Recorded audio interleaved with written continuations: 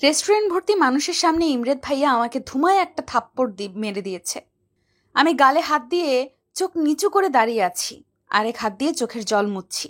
পুরো নাম আদ্রিস চৌধুরী ইমরেত। দেখতে মাশাআল্লাহ তাদের বংশের সবচেয়ে সুদর্শন পুরুষ, সাথে লম্বার দিক দিয়েও। বয়স 28 ওনার। অলওয়েজ গম্ভীর মুখের আর ফর্মার লুকে থাকা ওনার অভ্যাস। কথা এত বেশি কম বলে যে সব কথার ওনার হ্যাঁ বা না এর মধ্যেই শেষ। ওনার কথার হেরফের যদি হয় ওনার বাড়িতে, তাহলে তো ওই দিন যুদ্ধ লেগে যায়। দেশের সফল ব্যবসায়ী প্লাস ডাক্তার হওয়ার সুবাদে তিনি বিভিন্ন বিজনেসম্যানদের কাছ থেকে তার মেয়ের জামাই হওয়ার অনেক প্রস্তাবও পেয়েছে। কিন্তু উনি মনে হয় সালমান খানের পথ অনুসরণ করতে চান, অর্থাৎ আজীবন সিঙ্গেল থাকার পণ করে বসে আছেন। আমি ফারাহ আক্তার নিধি, বয়স 19, এইবার অনার্স প্রথম বর্ষের স্টুডেন্ট। আমার বাবা মায়ের সাথে গ্রামে ছিলাম, কিন্তু গ্রামে যে মেয়েরা থাকে তাদের খুব দ্রুত বিয়ে দিয়ে দেয়। ওখানকার এক জমিদারের ছেলে রকি আমাকে একদিন স্কুল যাওয়ার পথে দেখেছিল। সেখান থেকে প্রচুর ডিস্টার্ব করত, যেখানে সেখানে মারামারি করত। কেউ আমার সাথে কথা বলতে আসলে ওর ভয়ে কেউ আমার সাথে মিশত না। একদিন রকির বাবা বিয়ের প্রস্তাব নিয়ে আসে। নাকচ করে দিতে পারছে না এই প্রস্তাব।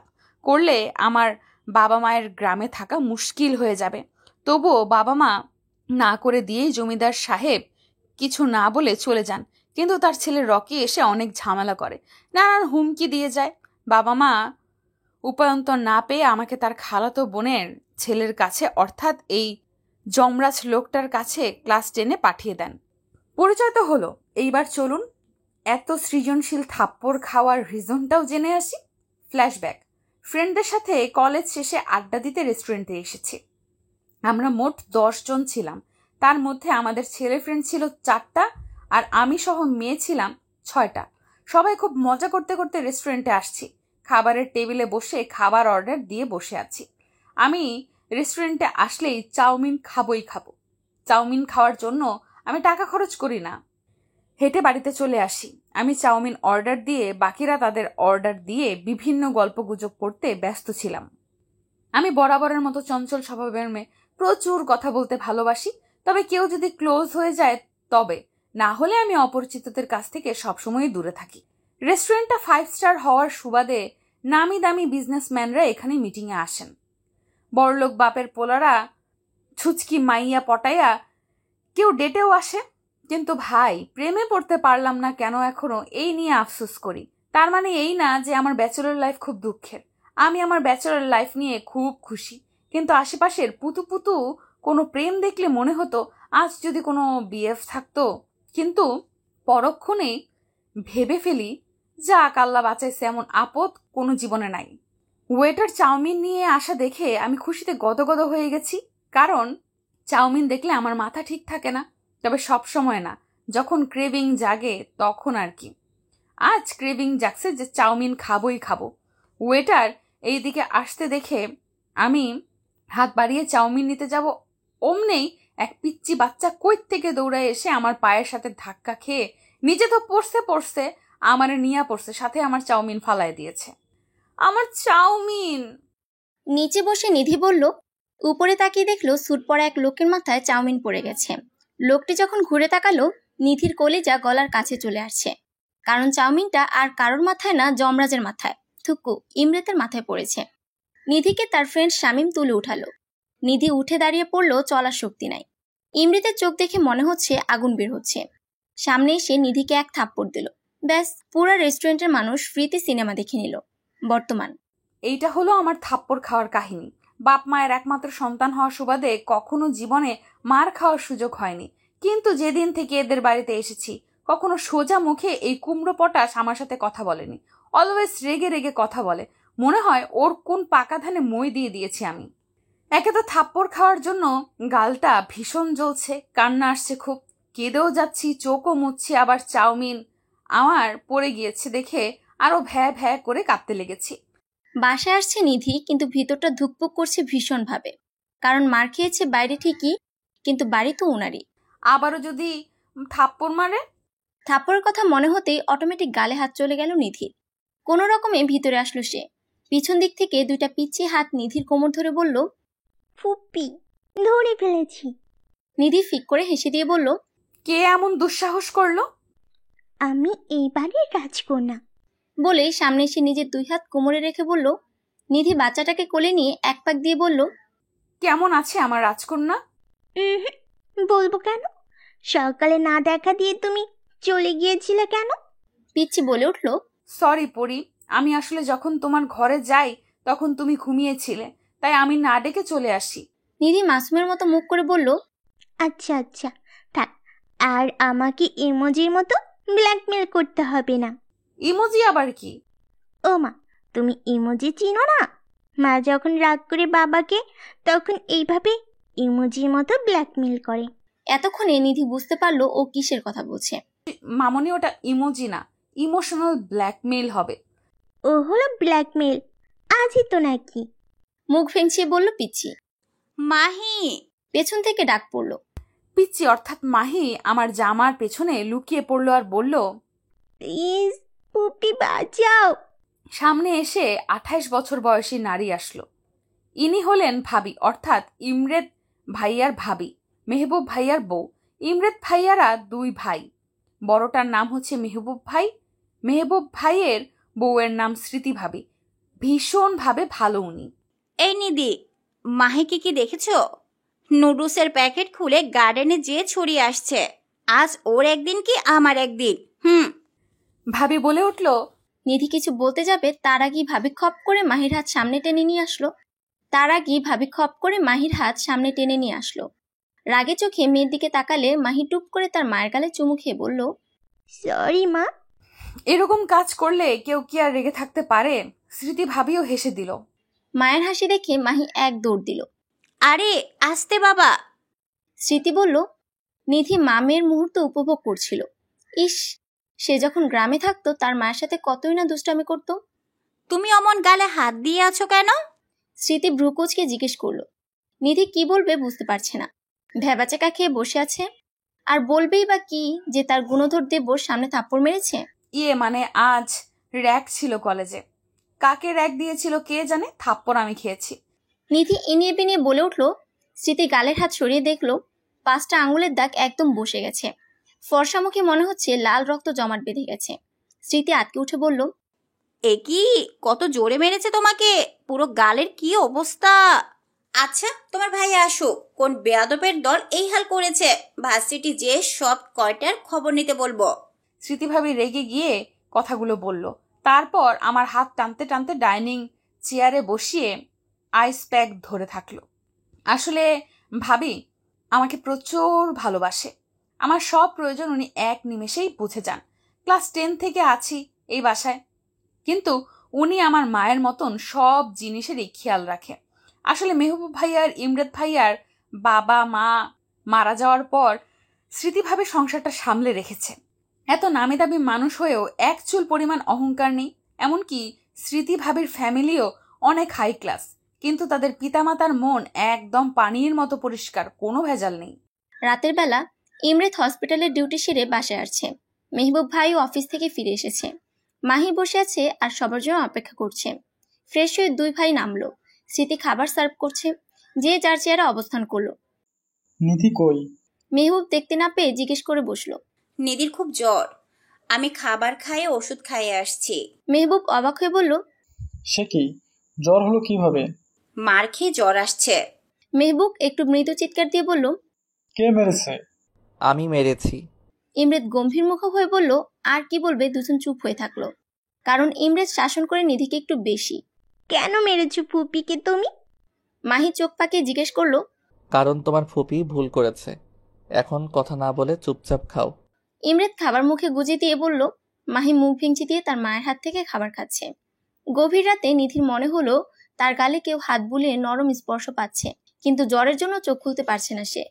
জোর দিয়ে যখন চোখ খুললো, অন্ধকার ঘরে কিছুই দেখতে পেল না। ঘরের দরজা তো লক করা, কেই বা আসবে।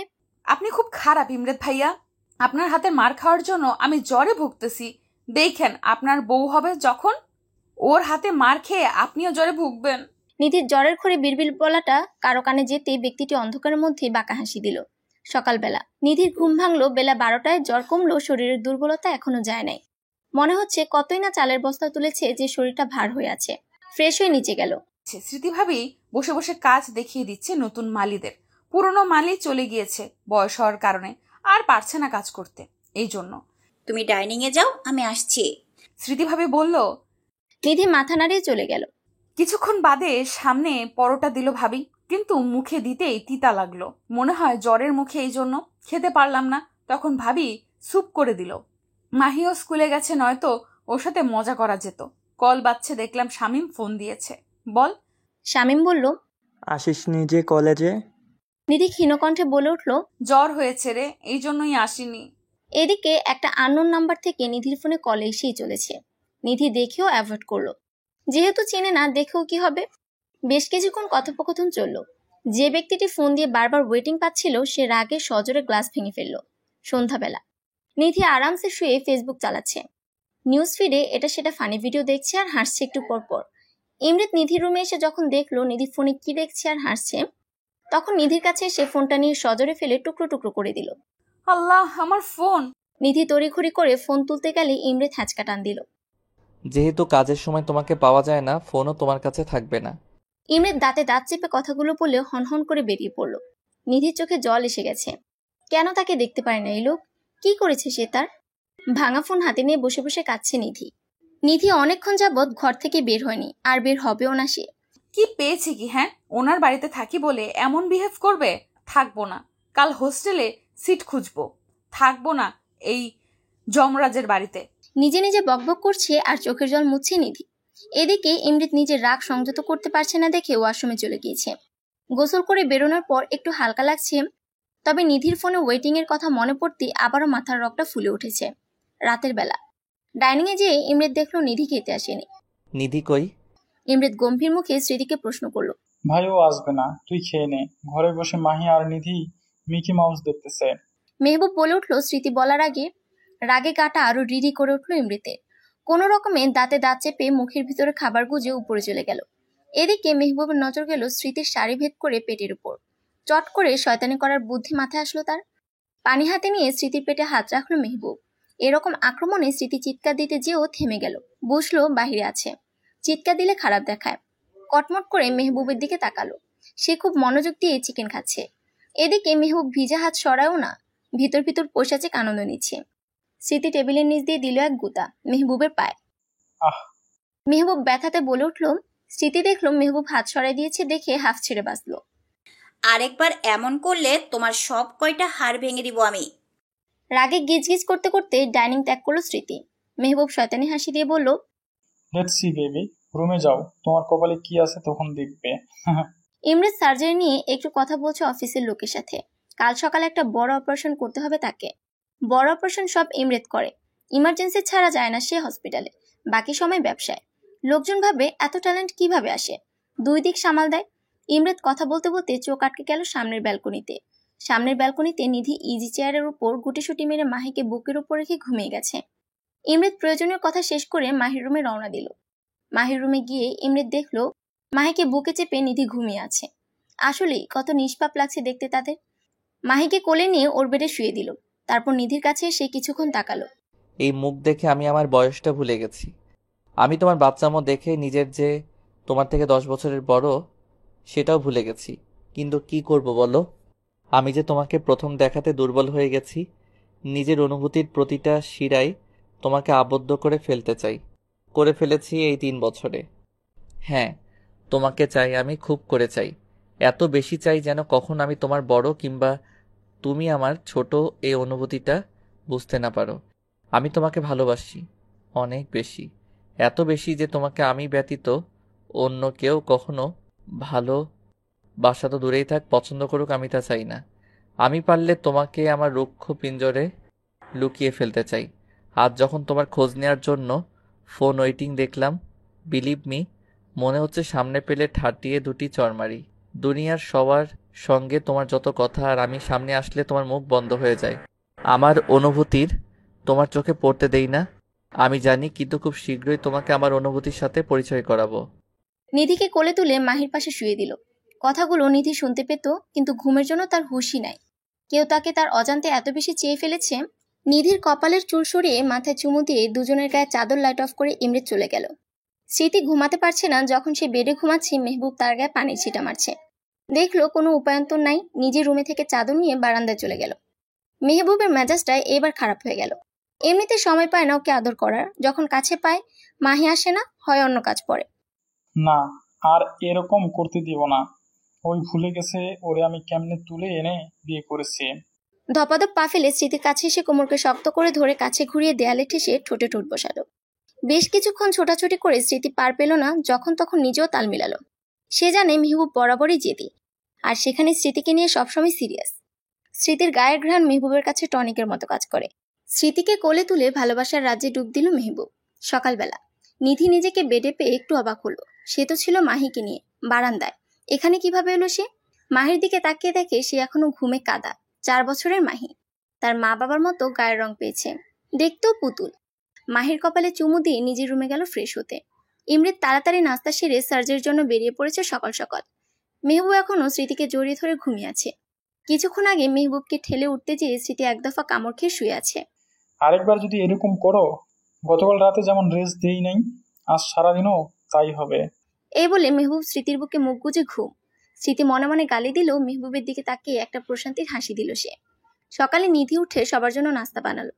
সে ভাবলো সবাইকে চমক দিবে যে সেও পারে। এদিকে নিধি ফ্রেশ হয়ে ক্যাম্পাস যায়, আর সেখানে যোগাযোগ করে হোস্টেলের সিট ফাঁকা আছে কিনা খোঁজ খবর নেয়। বন্ধুরা ফোন দিয়ে পায় না নিধিকে, এই জন্য জিজ্ঞেস করছে ফোন অফ কেন। কি বলবে বুঝতে না পেরে নিধি কথা কাটিয়ে অন্য কথা তুলে ব্যস্ত হয়ে পড়ল। ইমরেজ সার্জারি শেষে ফ্রেশ মুড নিয়ে কেবিনে আসছে। তার অপারেশন সাকসেস হয়েছে, এমন কোনো রেকর্ড নাই যে সে হিট করে নাই। কোনো অপারেশন তার আনসাকসেসফুল হয় নাই। নিধির ফোন ভেঙে দিয়েছি, আজ ওর জন্য ফোন কিনবে। বেচারি গান না শুনে থাকতে পারে না। ফোন নাই কিভাবে যে আছে। বাসার লোকের সাথে সে ল্যান্ডলাইনে কথা বলল। আমার দেয়া ফোন নিবে না জানি আমি। স্মৃতি ভাবিকে দিয়ে দেয়াবো। বাঁকা হাসি দিয়ে ভাবছে ইমরিত। ফোন বাজছে ইমরিতের। রিসিভ করে দেখলো তার গার্ডেন নাম্বার এটা। স্যার, নিধি ম্যাম হোস্টেলে সিট খুঁজছে, বেশ কয়েকজনকেও বলেছে। এখন ওর স্বামী ফ্রেন্ডের সাথে বসে বলছে যে করেই হোক সিট খুঁজে দিতে। গার্ডটি বলল। গার্ডের কথাগুলো শুনে ইমরিতের ভালো মুডটা নিমিষে বিষে পরিণত হলো। মাথার মধ্যে মনে হচ্ছে দপ করে আগুন জ্বলে উঠল। রগগুলো কেমন চারা দিয়ে উঠেছে। আজ এর ভিত করেই ছাড়বে সে। ও যেন সিট খুঁজে না পায়। আর শামীম ছেলেটারে একটা ধোলাই দাও, যেন হসপিটালে 1 মাস থাকে। খরচ নিয়ে নিও অফিসে এসে। Got it? রাগে দাঁতে দাঁত চেপে বলল ইমরিত। ফোন কেটে মাথার চুলগুলোকে অনবরত টানছে ইমরিত। মেজাজের সপ্তমে তার। সিট খুঁজা বের করাচ্ছি তোমার আমি। অ্যাপ্রন খুলে গাড়ির চাবি নিয়ে বেরিয়ে পড়ল। কলেজ। নিধি কলেজের সামনে রিক্সার জন্য ওয়েট করছে সে, কিন্তু এই ভর দুপুরে সে রিক্সা পাচ্ছে না। এমনিতেও হোস্টেলে সিট খোঁজার চক্করে অনেক লেট হয়ে গেছে। নিধির সামনে একটা গাড়ি এসে থামলো। নিধি দেখে অ্যাভয়েড করলো। কিছুটা দূরে সরে সে আবার রিক্সা খোঁজার জন্য ব্যস্ত হয়ে পড়লো। গাড়ির ভিতরে মানুষটা বেরিয়ে এসে নিধির হাত এত শক্ত করে ধরলো, টেনে হিঁচড়ে নিয়ে যাচ্ছে। গাড়ির ভিতরে মানুষটা আর কেউ নয়, ইমরিত।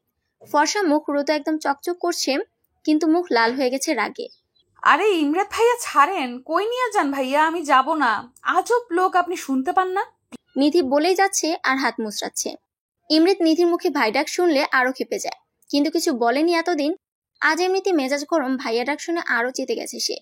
গাড়ির দরজা খুলে নিধিকে ধাক্কা দিয়ে বসালো। নিধি হাতে ব্যথা পেলেও ভয়ে কিছু বলছে না, কারণ ইমরিতের এই রূপ কখনো সে দেখেনি। ইমরিত নিজেও গাড়িতে বসে পড়ে। নিধির দিকে ঝুঁকে সিট বেল্ট লাগালো। নিধি এক প্রকার ভয় বলেই দিল, প্লিজ ভাইয়া গাড়ি চালাবেন না, আমি বাড়ি যাব। নিয়ে যাওয়াচ্ছি বাড়ি। দাঁতে দাঁত চেপে বলল ইমরিত। স্মৃতি মাত্র গোসল সেরে বের হলো। কাল রাত থেকে মেয়ের দেখা পায়নি সে। তাড়াহুড়ো করে বের হয়ে খুঁজছে মাহিকে। মাহিকে পেল স্মৃতি গার্ডেনে মাটি খেলা অবস্থায়। পুরো জামাতে মাটি ভরিয়ে দিয়েছে। ওকে কোলে তুলে নিয়ে গেল গোসল করানোর জন্য। এদিকে মেহবুব স্মৃতিকে খুঁজেই যাচ্ছে, কিন্তু ডাক দিয়েও পায় না। স্মৃতি মাহিকে গোসল করে নিয়ে আসছে কোলে করে। মামের খুনসুটি দেখতে মেহবুবের অনেক ভালো লাগছে। টুপ করে স্মৃতির কোমর জড়িয়ে ধরল পিছন থেকে। স্মৃতি একটু কেঁপে উঠে বলল, মাথাটা গেছে নাকি বাচ্চার সামনে? তো মেহবুব ব্রুকুসকে দুজনকে আবার জাপড়ে ধরল। গাড়ি চলছে অজানা রাস্তায়। ধুকপুক করছে নিধির মন। কিছু বলতে গেলেই ইমরিত চোখ পাকিয়ে তার দিকে তাকাচ্ছে। এমন লোক দেখে ভয়ে তার জান এতটুকু হয়ে গেছে। একটু ঢোক গেলে নিধি ডাকলো ইমরিতকে। ভাইয়া। ইমরিত গাড়ি থামালো, জোরে ব্রেক কষে। রক্তিম চোখ নিয়ে তাকালো নিধির দিকে। নিধি ইমরিতের ওই চোখগুলো দেখে একটা শুকনো ঢোক গেল। কেন যে হাতে ধরে নিজের কপালে নিজে ফাটাতে যায় সে? মনে মনে ভাবছে নিধি। ইমৃত ঝুঁকে আসে নিধির দিকে। এমন কাছে আসা ইমৃতের নিধি কেমন যেন একটু ভরকে যায়। তবে ইমৃতের শরীর থেকে খুব সুন্দর একটা ঘ্রাণ আসছে, মনে হচ্ছে নিধির। আজ খেয়ে ফেলি ঘ্রাণ সহ মানুষটাকে। ছি ছি, কি সব ভাবছে সে। মনে মনে নিজেকে উকান্ডা বলে গালি দিল নিধি। চোখে তুলে তাকাতে যাবে, দেখে ইমৃতের চোখগুলো কেমন ঘোলা আর লাল হয়ে আছে, ঠোঁট দুটো শুষ্ক হয়ে আছে, চুলগুলো এলোমেলো, আর সামনের কপালে কিছু চুল তার। কেমন লাগছে যেন, ঠিক ভয়ঙ্করই লাগছে তার কাছে এখন মানুষটাকে বর্তমানে। ভাই, নিধি ভাইয়া ডাকটা সম্পূর্ণ বলার আগে ইমৃত তার 2 হাত দিয়ে নিধির মুখটা সামনে নিয়ে নিজের ঠোঁটের সাথে তার ঠোঁট মিলিয়ে দিল। এমন অ্যাটাক করা নিধি হজম করতে না পেরে চোখগুলো ডিমের মতো বড় বড় করে নিয়েছে। ইমৃতের এক হাত নিধির কোমরে চলে গিয়েছে, আরেক হাত নিধির চুলটা শক্ত করে ধরে আছে। নিধি মনে হচ্ছে হাওয়াতে ভাসছে, শরীরটা প্যারালাইজড লাগছে তার কাছে, নিয়ন্ত্রণ নাই তার শরীর তার কাছে। এরকম কেন লাগছে? এরকম ইমরাত ভাইয়া করলো কেন? উনি তো আমারে দেখতেই পারে না, তাহলে এরকম করে চুমু খাচ্ছে কেন? বিভিন্ন প্রশ্ন নিধির মনে ঘুরপাক খাচ্ছে। অপর পাশে ইমৃত তার ঠোঁটের উপর নিজের ঠোঁট বিলীন করে যাচ্ছে, মনে হচ্ছে এই দিনটার জন্য সে অপেক্ষায় ছিল। অনেকক্ষণ হয়ে যাচ্ছে কিন্তু ইমৃতের সরে আসার নাম নেই। নিধির মনে হচ্ছে ঠোঁট মনে হয় আর নাই। একটু সরে আসতে চাইলে ইমৃত নিধির ওপর উঠে পড়ে, গাড়ির সিটের সাথে চেপে ধরে, নিজের মতো করে চুমু খেয়ে যাচ্ছে। বেশ কিছুক্ষণ পর ইমৃতের ঠোঁটের যুগলবন্দি থেকে নিধি মুক্তি পেল। নিধি আগে ঠোঁটে হাত দিচ্ছে, তার ঠোঁট আছে নাকি গায়েব হয়ে গেছে। হাত দিয়ে দেখলো আছে, কিন্তু জ্বলছে খুব। ইমৃত গাড়ির সিটে হেলান দিল, মাথা উপরের দিকে তুলে চোখ বন্ধ করে জোরে জোরে নিঃশ্বাস ফেলছে। নিধিও তাই। ইমৃত চোখ বন্ধ অবস্থায় বলে উঠল, এইভাবে আমার ভিতর আসার অধিকার আমি কখনো কাউকে দেইনি, কিন্তু তুমি যখন থেকে লাইফে আসছো আমার ভিতরটাকে প্রতিনিয়ত পুড়িয়ে ছারখার করছো, এর উত্তর আছে তোমার কাছে? নিধি এই কথা শুনে ভ্যাবলার মতো তাকিয়ে আছে ইমৃতের দিকে। কথাগুলো তার মাথার উপর দিয়ে যাচ্ছে। ইমৃত আবারও বলা শুরু করলো, আমি তো চাইনি তোমাকে ভালোবাসতে, কেন বাধ্য করলে আমার বাসায় এসে আমাকে তোমার মাতাল করা প্রেমে ফেলতে? বলো, কেন করলে? চিৎকার দিয়ে বলল ইমৃত। একে তো ইমৃতের কথা তার মাথার উপর দিয়ে যাচ্ছে, দ্বিতীয়ত ইমৃত যে তাকে ভালোবাসে এটা শুনে মনে হচ্ছে কেউ তাকে 10 তলা থেকে ফেলে দিয়েছে। ইমৃত নিধির কাছে এসে তার ঠোঁটে হাত বুলালো বৃদ্ধাঙ্গুল দিয়ে। নিধি এমন ছোঁয়াতে একটু কেঁপে গিয়ে সরে আসলো। খুব জ্বলছে তাই না বেবি? ইমৃত ঘোর লাগা কণ্ঠে বলছে। বেবি শুনে মনে হচ্ছে নিধি ঝটকা খাইছে। মনে হচ্ছে উড়াধুরা কাটতে পারলে ভালো হতো। ঠোঁটটাকে একটু চেপে ধরলো ইমৃত, জ্বলছে এমনিতে তার উপর চেপে ধরাতে। নিধি আসলে একটু ব্যথা পেয়েছে। এই জ্বলা ব্যথা সহ্য করে নাও, আমি এতদিন সহ্য করে এসেছি। নাও ইয়োর টার্ন। যে দহনে আমি পুড়েছি বা পুড়ছি, এখন আমার এই আক্রমণগুলো দিয়ে তোমাকে মারব। ইমৃত কথাগুলো বলে ফোনে কাকে যেন কল দিল। কাজ হয়েছে? ইমৃত জিজ্ঞেস করলো তার গার্ডকে। গুড জব বলে ফোন কেটে দিল ইমৃত। আবারও নিধির দিকে তাকালো, সে চুপচাপ বসে আছে। প্রশ্ন অনেক চলছে তার মনে, কিন্তু জিজ্ঞেস করার সাহস সে পাচ্ছে না। ছোট মাথাতে এত চাপ নিও না, চাপ নিতে এত ইচ্ছা হইলে আমাকে নাও, আমাকে নিয়ে ভাবো, বাট ডোন্ট ইউ থিঙ্ক সেখানে আমার জায়গাতে ভুল করে অন্য কারো বিচরণ হোক। আর ভাইয়া ডাকার এই বোকামিটা নেক্সট টাইম করবা না, আদারওয়াইজ এর থেকে রেজাল্ট খারাপ করে দিব তোমার। আর জাস্ট কেবল তো শুরু, তোমার কাছে এই সব আমার অনুভূতির সংমিশ্রণগুলো তুমি এখন থেকে টের পাবে। বাঁকা হেসে গাড়ি চালানো শুরু করলো ইমৃত। আল্লাহ, সব ছেড়ে মানুষরূপী ডাক্তার দানব আমার উপরে আছর খেয়ে পড়লো। নিধি নিজের মনে কথাগুলো বলছে। বাড়ি পৌঁছালো তারা দুজন।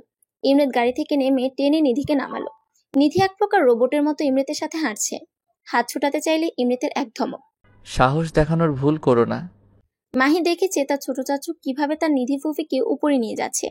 সে তখন লিভিং রুমে রং পেন্সিল দিয়ে কাগজ কলমে কি যেন আঁকছিল। নিধির রুমে সে নিধিকে সামনে দাঁড় করালো, আয়নার সামনে ইমৃত। এই যে এখানে তোমার অবস্থান, আর এখানেই থাকতে হবে তোমাকে। কানে গেছে? না গেলে ঢুকিয়ে নাও। হোস্টেলের সিট খোঁজা কিংবা অন্য জায়গাতে শিফট হওয়ার কথা মাথা থেকে বের করে ফেলো। আর মাইন্ড ইট, আমার কথা খেলাপি করলে আমার নেক্সট অপারেশনের শিকার তুমি হবে। You know that I am best in this. Imrit কিছু তেড়া করে কথাগুলো বলল। আর ওইসব সো কল্ড ছেলের বন্ধুদের সাথে মিশা বন্ধ। আর কারো পাশে যদি বসতে দেখি অবস্থা খারাপ করতে 0 সেকেন্ড ভাববো না আমি। ইমৃত কথাগুলো বলা শেষে নিধির বাম হাতে একটা কামড় দিয়ে চলে গেল। নিধি হাত চেপে ধরে বলল, আস্ত একটা সার্জার ডাক্তার রাক্ষস। ইমরেত দরজা থেকে হালকা মুখ করে বের করে বলল, অনলি ফর ইউ বেবি। নিধি মুখে হাত দিল, সাথে সাথে ইমরেত চোখ টিপ দিয়ে চলে গেল। নিধি গোসল সেরে অনেকক্ষণ আগে থেকে ঘরে বসে আছে, দরজা লক করে। তার সাহস যাচ্ছে না বাহিরে যাওয়ার। বাহিরে গেলে ওই যমরাজ তাকে আবার ধরবে। নিধি চুলে গামছা পেঁচিয়ে বসে আছে, ভালো লাগছে না কিছু তার। ফোনটাও নেই যে অনলাইনে কিছু দেখবে সে। ইমরেত গোসল সেরে নিচে গেল, কিন্তু সবাই নিচে থাকলো, নিধি নিচে নামে নাই দেখে একটু ভ্রু কুচকালো। মামুনি, তুমি একটু উপরে যাও, গিয়ে তোমার নিধি ফুপিকে ডেকে নিয়ে আসো তো। আমি কেন যাব? তুমি যাও, ফাইট হয়েছে তোমাদের। মাহি এক নাগারে প্রশ্ন করলো। নিধির সাথে থেকে থেকে প্রশ্নের ঝুড়ি হয়ে গেছে মাহিও। মাহি ইমরেতকে ঝাঁকিয়ে জিজ্ঞেস করলো, বলো না। কিছু না রে মা। আচ্ছা তুমি যেও না, আমি যাই। মুখ বেঁকিয়ে মাহি বলল, না, পিনহা করেছে, রুমে যেন কেউ না আসে। কেন? পুপি মাথা ব্যথা করছে, ঘুমাবে। ইমরেত জানে নিধি কেন নিচে নামছে না। বেশি কিছু বললো না, জাস্ট তার ভাই ভাবিকে ডেকে জানালো তার কিছু কথা আছে জরুরি ভাবে। মেহবুব, স্মৃতি আর ইমরেত ডিনার সেরে লিভিং রুমে যেয়ে বসলো কফির মগ নিয়ে। মেহবুব বলল, বল তোর জরুরি কথা। ইমরেত পায়ের উপর পা তুলে কফির মগে চুমুক দিয়ে বলল, ভাইয়া, নিধি হোস্টেলের সিট খুঁজতে বেরিয়েছিল। সে কি? কেন? স্মৃতি একটু জোরে বলল। আসতে। মেহবুব বলে উঠল। স্মৃতি দমে গেল, চোখে ইশারায় নানান প্রশ্ন ঘুরপাক খাচ্ছে ইমরেতের। আমি ওর ফোন ভেঙে দিয়েছি এই জন্য, এর আগের দিন থাপ্পড় মেরেছিলাম ওই জন্য। ইমরেত আরামসে কথাগুলো বলল। রিজন? মেহবুব আর স্মৃতি জানে ইমরেত নিধিকে দেখার পর থেকে ভালোবাসে, কিন্তু কখনো প্রকাশ করেনি সে। নিধির উপর জোর খাটানো, তাকে বকা দেওয়া সবকিছুই তারা বুঝতো, কিন্তু ইমরেত বিষয়টা এড়িয়ে চলছে বরাবরই। ভাইয়া, ওই ভুল করেছে এক হোস্টেল খুঁজে, আর সেটা ছেলে ফ্রেন্ডদের হাতে দিয়ে, আর সেদিন আমার মাথায় চাউমিন ফেলেছে। ওর ওই ছেলে ফ্রেন্ড তাকে তুলেছে। আবার সেদিন আমি ফোন দিয়ে ওয়েটিং পেয়েছি, পরে জেনেছি ওর ছেলে ফ্রেন্ড কল দিয়েছিল, আর আমি যে কল দিয়েছি ওর চোখে পড়ে নাই। আমি ছাড়া অন্য কোনো ছেলের সাথে কথা বলতে পারবে না, এই জন্য ফোন ভেঙে দিয়েছি। রাগের চোখ মুখ শক্ত করে বলল ইমরেত। মেহবুব জিজ্ঞেস করলো, সে তো ঠিক আছে, কিন্তু তুই কি ওকে বলছিস তোর মনের কথা? ইয়া। ইমরেত ভাবলেশীন হয়ে উত্তর দিল, অ্যাকসেপ্ট করেছে নাকি? করে নাই, আসলে শখে আছে এক প্রকার। আর অ্যাকসেপ্ট করলে তো ভালো, আর না করলেও আমারে বিয়ে করে তাকে সংসার করতে হবে। ইমরেত একটু বাঁকাভাবে উত্তর দিল। দুই ভাই এক। স্মৃতি বিড়বিড় করে বলল। মেহবুব ঠিকই শুনতে পেয়েছে স্মৃতির কথা। স্মৃতির দিকে তাকাতে সে ভেঙচি দিল। মেহবুব বাঁকা হাসি দিল, ইশারায় বোঝালো ঘরে যে খবর আছে তার। ভাবি, এইটা ফোন ওর জন্য নিয়েছি, তুমি দিয়ে দিও, আমি দিলে কাহিনী করবে। স্মৃতির হাতে ইমরেত ফোন দিয়ে উপরে চলে গেল নিধির রুমে। মেহবুব স্মৃতিকে কোলে তুলে নিজের ঘরের পথে রওনা দিল। আরে, আবার কোলে নিয়েছো তুমি?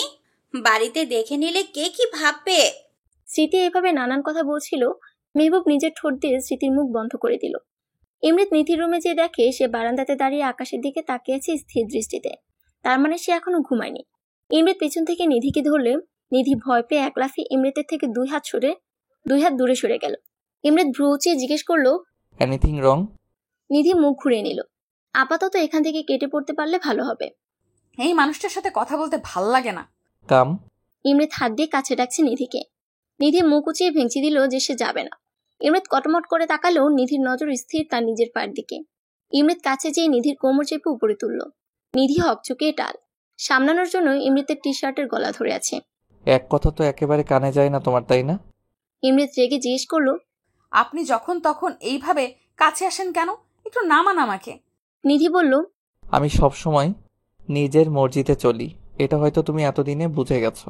ইমরেত ভ্রুকুচকে জিজ্ঞেস করলো, মাহি চলে আসবে প্লিজ ভাইয়া, ওর ঘুমানোর টাইমও হয়ে এসেছে।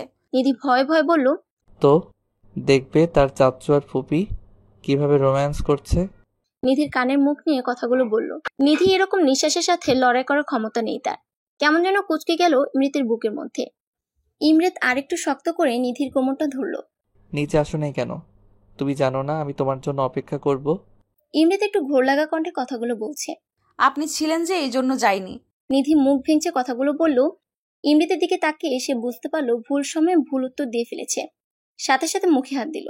ইমরেত নিধির মুখ থেকে তার হাতটা সরালো, ঠোঁটে হালকা স্পর্শ দিল। নিধির মনে হচ্ছে কেউ গলাটা চেপে ধরে আছে। ভালোবাসি খুব বেশি তোমায়। ইমরাত ঘোর লাগানো কণ্ঠে অস্ফুট স্বরে বলে উঠল। ফুপি। মাহির চিৎকারে দুজনে দুই দিকে ছিটকে পড়ল। নিধি বুকে ফু দিচ্ছে নিজের, আর ইমরাত নিধির ধাক্কা খাওয়াতে একটু রেগে কিছু বলতে যাবে, তার আগে আবারও আওয়াজ। কই তুমি ফুপি? আমি ঘুমাবো, ভয় লাগে তো। মাহি বলছে। নিধি তড়িৎ গতিতে মাহির কাছে গেল আর কোলে তুলে নিল ওকে। নিজেরে ভাতিজি দেখি। চাচুর প্রেমের কাবাবে হাড্ডি হচ্ছে। বিয়ে হলে দেখা যাবে নিধি মাহিকে নিয়ে ঘুমাবে বাসর ঘরে। ইমরাত নিজে নিজে বলল। ইমরাত যাওয়ার সময় নিধিকে শাসিয়ে গেল যে আরেকবার হাতের কাছে পড়লে খবর আছে। সকালবেলা সবাই ডাইনিং এ নাস্তা খাচ্ছিল, এমন সময় উপস্থিত হলো নিধির বাবা মা। নিধি ওর বাবা মাকে দেখে তাদের জড়িয়ে ধরল। অনেকদিন পর দেখে মনে হচ্ছে কেঁদে দিয়েছে। ঈদে যেতে পারে না ওই জমিদারের ছেলের জন্য। কেমন আছিস? নিধির মা জিজ্ঞেস করলো। ভালো, তোমাদের দেখে অনেক ভালো হয়ে গেছি। নিধি ওর মাকে বলল। এইভাবে নানান কথা হচ্ছিল। ইমরাত নিধির এমন খুশি মুখ দেখতে চেয়েছিল, কিন্তু বুকের কোণে কোথাও যেন মনে হচ্ছে ব্যথা হচ্ছে। তার চিন্তা নিধির বাবা মা এসেছে, এখন যদি নিধিকে নিয়ে চলে যায় সে তো থাকতে পারবে না নিধিকে ছাড়া। নিঃশ্বাসটা আটকে আসছে গলার কাছে ইমরাতের। নিধির বাবা মা এখানে এসেছে কারণ নিধির বাবা সরকারি কাজ আটকে পড়ে আছে, সেটা দেখতে এসেছে। নিধি ওর মাকে বলল। মা আমি বাড়ি যাব তোমাদের সাথে। ইমরাত কটমট করে তাকালো। নিধি ওর মায়ের পিছে একটু মুখ লুকালো। স্মৃতি ইশারায় ইমরাতকে শান্ত হতে বলে। কেন, আমার বোনের কি এখানে ভালো লাগছে না? মেহবুব জিজ্ঞেস করলো নিধিকে। নিধি মুচকে হাসলো। ইমরাত উপরে গেল, কিছুক্ষণ পর নিধিকে ডাকলো। আমার কফি কই নিধি? ইমরাত বলল, সকালে প্রতিদিন ইমরাতকে কফি দেয়া নিধির কাজ। আসলে নিধি আসার পর এখানে নিধি ইমরাতকে কফি দেয় আন্টি। স্মৃতি ইমরাতের রাগ সম্পর্কে অভিজ্ঞত। সে কেন ডাকছে নিধিকে এখন ভালো মতো বুঝেছে। এখন নিধি না উঠলে যে তাণ্ডব করবে সেটা বুঝতে পেরেছে, তাই কথাগুলো বলল। যা দিয়ে আয় কফি, ইমরাত বাবা চাইছে। নিধির বাবা উত্তর দিল। নিধি দেখলো উপায়ন্তর নেই, তখন ভয়ে ভয়ে কফি বানিয়ে ইমরাতের ঘরে রওনা দিল। নিজের বুকে ফু দিল যেন যমরাজ তার জমগিরি না তুলে। স্মৃতি, মেহবুব, রফিক এবং রুবা সবাই নিচে কথা বলছে। মাহি বসে আছে নিধির মায়ের কোলে। মেহবুব বলে উঠলো। আসলে আঙ্কেল, আপনার সাথে একটু জরুরি কথা ছিল। নিধির বাবা চায়ের কাপ টেবিলে রেখে বলল। হ্যাঁ বাবা বলো। নিধির বিয়ে শাদীর কথা কি কিছু ভাবছেন? নিধির বাবা একটু চিন্তিত স্বরে বলল। আসলে বাবা, বিয়ের প্রস্তাব তো অনেক আসছে, কিন্তু জমিদারের ছেলের জন্য সবগুলো ভেঙে যাচ্ছে। যে প্রস্তাব দিচ্ছে সেই পরিবারকে মারার হুমকি দিয়ে আসছে সে। নিধির মা হতাশ সুরে বলল। না জানি আমার মেয়েটার কপালে কি আছে। নিধির বিয়ে আমি আমার ভাই ইমরাতের সাথে দিতে চাই। মেহবুবের সোজা সাপটা উত্তর। নিধির বাবা মা প্রস্তাবটা শুনে ভরকে গেল। তাদের অত সামর্থ্য নাই যে বড় ঘরে মেয়ে দিবে। চৌধুরী পরিবার এই শহরের সবচেয়ে ধনী পরিবার, সেটা লোকমুখে শোনা যায়। এই প্রস্তাবে তারা যে অপ্রস্তুত হয়েছে স্মৃতি সেটা বুঝতে পেরেছে। আঙ্কেল, আমাদের ইমরাত খুবই ভালো। সে নিধিকে সেই 4 বছর থেকে ভালোবাসে। সে এখানে আসার পর ইমরাতের মধ্যে আমরা যতটা চেঞ্জ দেখতে পাই তা কখনো দেখিনি। আপনি ভাববেন না আমরা জোর করছি। ইমরাত নিধিকে নিয়ে কতটা দুর্বল আমরা দেখতে পাই সেটা। আর নিধিকে প্রচন্ড ভালোবাসে। নিধিকে ছাড়া সে যে অন্য কাউকে এখনো পর্যন্ত বিয়ে করতেও চায় না। বিয়ে নামক শব্দ শুনলে রেগে যায় সে। নিধিকে আমরা আমাদের বাড়ির ছোট পুত্রবধূ হিসাবে চাই আঙ্কেল। স্মৃতি নিধির মায়ের হাত ধরে কথাগুলো বলল। নিধির বাবা মায়ের মনে হচ্ছে আকাশের চাঁদ হাতে পেল, সেই সাথে সৎপাত্র নিজের মেয়ের জন্য পেল। বুক থেকে অনেক বড় একটা পাথর যেন মনে হলো সরে গেল তাদের। নিধির বাবা মাও কথা পাকা করে দিল যে ইমরাতের সাথে নিধির বিয়ে দিবে। মেহবুব স্মৃতির দিকে তাকিয়ে চোখ টিপ দিল। স্মৃতি বাচারি লজ্জা পেয়ে মিষ্টি আনতে গেল। তাদের মধ্যে এই কথা হলো নিধির প্রথম বর্ষ পরীক্ষা শেষে বিয়ে দিবে দুজনে। ততদিন কথাটা নিধির অজানা থাকুক। অহেতুক চাপ নিয়ে পরীক্ষা খারাপ করুক তার দরকার নেই। ইমরাতের রুমে নিধি কফি নিয়ে গেছে। রুমে নক করলো, কিন্তু রেসপন্স না আসাতে ফিরে আসতে গেলে নিধিকে টেনে ইমরাত রুমের ভিতরে নিয়ে দরজা লক করে দিল। এইভাবে হ্যাচকা টান পড়াতে নিধির হাত থেকে কফির মগ পড়ে ভেঙে গেছে। নিধি মুখ না তুলে কফির মগের দিকে তাকিয়ে কথাগুলো বলল। আরে দিলে তো মগটা ভেঙে। ইমরাতের সারা শব্দ না পেয়ে নিধি যখন মুখ তুলে উপরে তাকালো, তখন ইমরাতের মুখটার দিকে তাকালো। ইমরাতের মুখ দেখে সে ভীষণ ভয় পেয়ে গেল। ইমরাতের মুখ ভীষণ লাল, দেখেই মনে হচ্ছে মাথায় খুন চেপে আছে তার। ইমরাতকে এইভাবে দেখে নিধির ভয়ে হাত পা ঠান্ডা হয়ে আসছে, সরতে পারছে না। ইমরাত চিৎকার দিয়ে বলছে। সাহস কি করে হয় তোমার বাড়ি যাওয়ার নাম নেয়ার? আমি যে না করেছিলাম তুমি শুনতে পাওনি? আমি যে তোমাকে ছাড়া কিছু ভাবতে পারি না, থাকতে পারি না, এটা কি বোঝো না তুমি? নিধি তোতলাতে তোতলাতে বলল। দেখুন। কি দেখবো বলো? বলো কি দেখবো? আরো জোরে চিৎকার করে বলছে ইমরাত। ভাগ্যিস বড়লোক ইমরাতের রুমের দরজা সাউন্ড প্রুফ। ভয়ে ভয়ে বলল নিধি। আমি কি আমার বাবা মায়ের বাড়ি যেতে পারি না? আবারও চিল্লিয়ে বলছে ইমরাত। না পারো না তুমি। তুমি বিহীন আমার শ্বাসটা যে আটকে আসে, এটা কি বোঝো না তুমি? আপনি আমার উপরে এইভাবে অধিকার দেখাতে পারেন না। অধিকার? অধিকার চিনাস তুই আমারে? আরে ইডিয়েট, তোর উপরে তোর অধিকার নাই কোনো। তোর উপরে এই ইমরেত চৌধুরীর অধিকার শুধু। নিধির কোমর শক্ত করে চেপে ধরে। নিধি ভয়ে আর কোনো কথাই বলতে পারছে না। এই ইমরেত নামক প্রাণীটাকে যে অসম্ভব ভয় পায় সে। ইমরেত শান্ত স্বরে বলল, কেন এইভাবে পুড়াচ্ছ আমায়? যখন পুড়াচ্ছ তুমি, এর মলমও তুমি হবে। এই দহনে তোমাকেও মারবো আমি, আর সেখানে তোমার মর্জি হোক বা না হোক। ইমরেত তার কোমরটা অনেক শক্তভাবে চেপে আছে। মনে হচ্ছে তার আঙুল দেবে যে নিধির জামা ভেদ করে ভিতরে ঢুকে যাবে। ভাই, নিধির পুরা কথা শেষ হওয়ার আগে ইমরেত নিধির ঠোঁটে নিজের ঠোঁট বসিয়ে দিল। নিধি ছট করে চোখ বন্ধ করে নিল। ইমরেত অনেক রুডলি কিস করছে। নিধির ঠোঁটের চামড়া মনে হচ্ছে উঠে গেছে। কান্না আসছে না কেন তার? কেন বুকটা ধকধক করছে তার এমন চুমুতে? কেন সরাতে পারছি না? অপরদিকে ইমরেত কোন নেশায় জড়ালো সে? কেনই নিধি নামক নেশাতে মেতে উঠেছে? ছুটাতে চাইছে না, আরো তীব্রভাবে তার সাথে নিজেকে ক্রাশ করে ফেলেছে। হ্যাঁ, তার নিধিকে চাই, যেইভাবে হোক চাই। সে না চাইলেও তাকে তার চাই। আমি যে তুমিতে আসক্ত। চুমু দিতে দিতে ক্লান্ত হলো ইমরেত। ঠোঁট ছাড়ে নাই নিধির, শুষে নিচ্ছে। এদিকে নিধির শ্বাস আটকে গেছে মনে হচ্ছে। বেশ অনেকক্ষণ পর ইমরেত নিধির ঠোঁট ছাড়লো।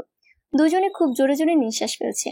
ইমরেত শান্ত হয়ে গেল। নিধির নিঃশ্বাস এখনো ঘন ঘন পড়ছে। ইমরেত নিধিকে তার শরীরের সাথে মিশিয়ে নিল আরেকটু নিবিড়ভাবে। এই বাবু, এইভাবে শ্বাস ফেলে কেউ? আমি আর পারছি না তোমাকে ছাড়া নিজেরে নিয়ে ভাবতে। ইমরেতের ঘোর লাগানো কণ্ঠ শুনে নিধির শরীরে পশম মনে হচ্ছে দাঁড়িয়ে গেল। এইভাবে নিঃশ্বাস নিলে লোকে কি ভাববে? লোকদের ভাবনা নিয়ে I don't care, I only care about you. Imret নিধির কানে কথাটা বলল। সরুন। তুতলে বলছে নিধি চোখ বন্ধ করে। নিচে চেয়ে সাপ মানা করবে যে তুমি যাচ্ছ না তাদের সাথে। তুমি আমার কথার অপোজিট করো। আমি নিজেও জানি না তোমার কি করব আমি। ইমরেত চোখ মুখ শক্ত করে বলল। নিধির ঠোঁট মুছে দিল ইমরেত আলতো করে। নিধি এমন ছোঁয়াতে শিউর উঠল। নিধি বাইরে যাওয়ার জন্য পা বাড়ালে ইমরেত পিছন দিকে নিধিকে ধরে ওর ঘাড়ে মুখ ডুবায়। নিধি থরথর করে কাঁপছে। তোমার ঘ্রাণে, তোমার ঠোঁটে, তোমার চুলে মাদকতা কাজ করে আমার জন্য।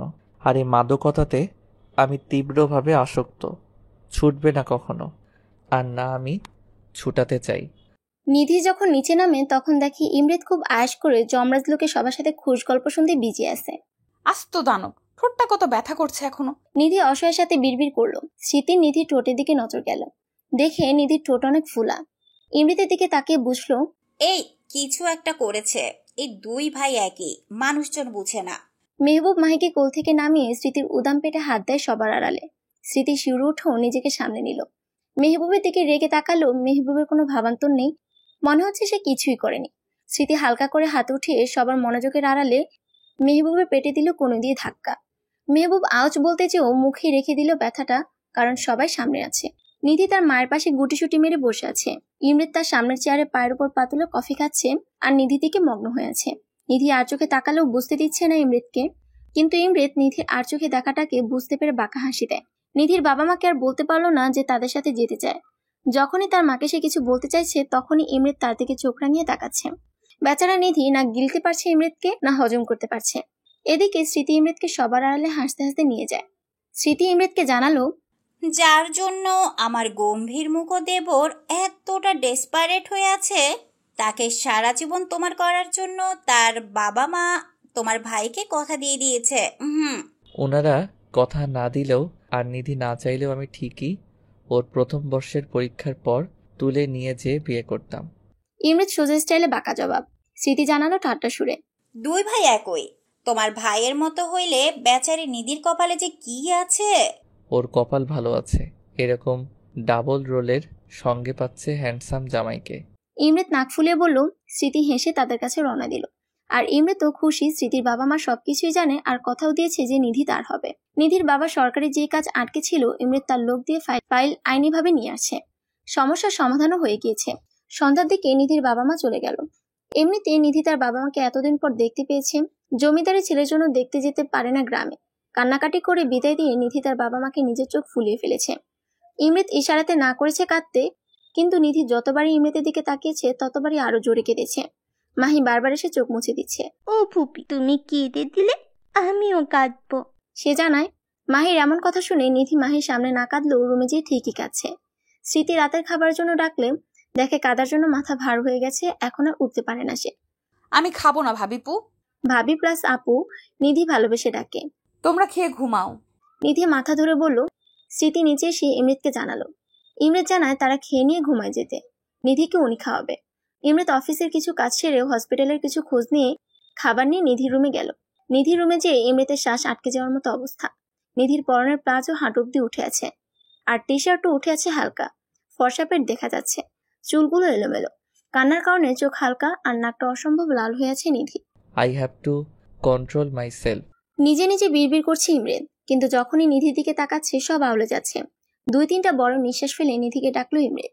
এই নিধি ওঠো, খাও, খেয়ে মেডিসিন নিয়ে অফ যাও। ইমরেন ধীরে ধীরে বলল। নিধি ঘুমে ভিভোর আর মাথা ব্যথা ক্লান্ত থাকার কারণে ইমৃতের ডাকে সাড়া না দিয়ে পিঠ উল্টে দিল। পিঠ থেকে টি শার্টটা আরেকটু উঠে গেছে। ইমৃতের চোখ বেরিয়ে আসার উপক্রম। এই মেয়ের কোনো দিকে হুঁশ নাই। ঘুমানোর সময় বিয়ের পর একে তো আমার সাথে বদ্ধভাবে বেঁধে রাখতে হবে, রাতে কিংবা যখন ঘুমাবে। ইমৃতের আর কন্ট্রোল হচ্ছে না, চলে যাওয়ার জন্য পা বাড়াতে যেও পারছে না। সে একটা একটা করে পা ফেলে নিধির কাছে গেল। নিধির পিঠের দিকে একধানে তাকিয়ে আছে, চোখ আটকে গেল কোমরে থাকা লাল তিলে। ব্যাস, এইটুকুই ছিল কন্ট্রোল কেড়ে নেওয়ার জন্য ইমৃতের। নিধি উপর হয়ে শুয়েছিল। ধীর পায়ে ইমৃত যেয়ে নিধির পাশে বসলো। মাদকতা চোখে নিয়ে নিধির তিলের দিকে সে তাকিয়ে রয়েছে। সে যখন একটু ছুঁয়ে দিল নিধির লাল তিলটার উপর আঙ্গুল দিয়ে, তখন মনে হয় নিধি ঘুমের মধ্যে কেঁপে উঠল। নিধির কোমরের কাছে ইমৃত ঠোঁট নিয়ে বেশ কয়েকটা চুমু দিয়ে আর লাল তিলটাকে আরো রক্তাক্ত করে দিল, সাথে তিলের আশেপাশে জায়গাটাকেও। না খেয়ে ঘুমানোর শাস্তি প্লাস আমার ভালোবাসা। বাঁকা হেসে ইমৃত কথাগুলো বলে নিধির গায়ের উপর চাদর দিয়ে বেরিয়ে গেল। নিধি খেলো না দেখে নিজেও খেলো না।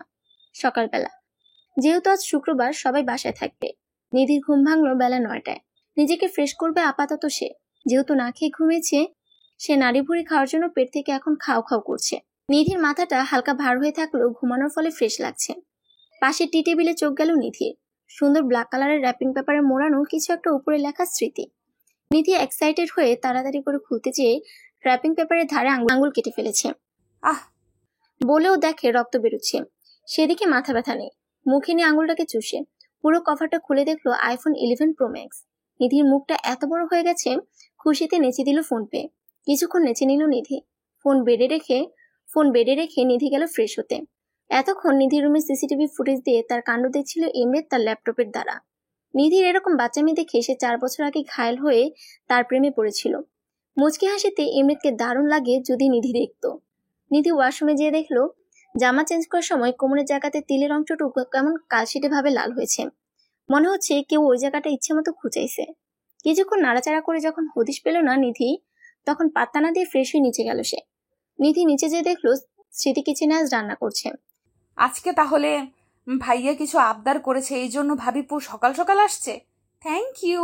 স্মৃতিকে পেছন থেকে ধরে নিধি বলল। আচমকা ধরাতে স্মৃতি ভয় পেলেও নিধির বাচ্চামো দেখে হেসে দিল।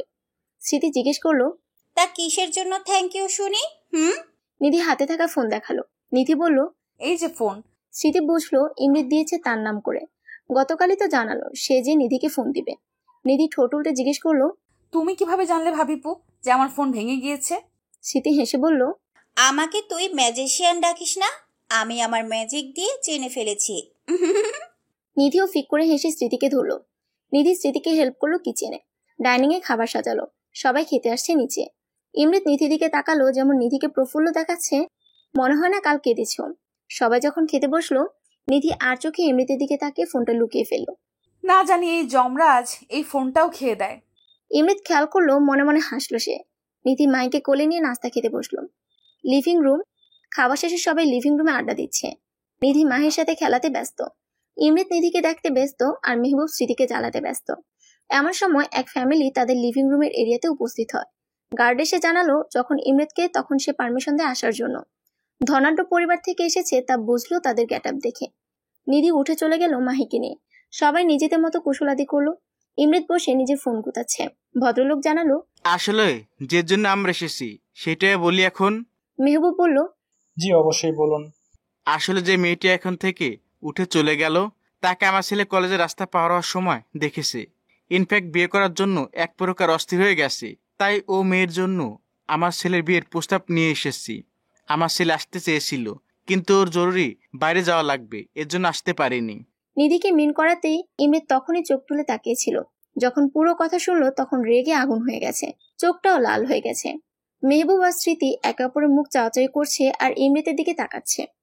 Living room. ইমরাত তার হাত মুঠো করে বসে আছে কপালে ভর দিয়ে, মেজাজ তার সপ্তমে উঠে আছে। চিল্লিয়ে বলল ইমরাত, স্টপ ইট। ভদ্রলোকের বউ ইমরাতের এমন ধমক শুনে ভয়ে লাফিয়ে সোফার উপর পাতলে উঠে বসে আছে। স্মৃতিও ভয় পেয়ে গেছে। মেহবুব জানতো এমন কিছু হবে। সে তার ভাইকে বলল, রিল্যাক্স ছোট, ঠান্ডা মাথায় কথা বল। দাঁত মুখ খিচে জবাব দিল ইমরাত। কিভাবে শান্ত হয়ে উত্তর দিব? ওনারা কাকে নিয়ে কথা বলছেন? কার জন্য প্রস্তাব এনেছেন? I know but they are not aware of this ভাই। আরো চিল্লিয়ে বলল Imrat. I don't care, please say them to leave from hair.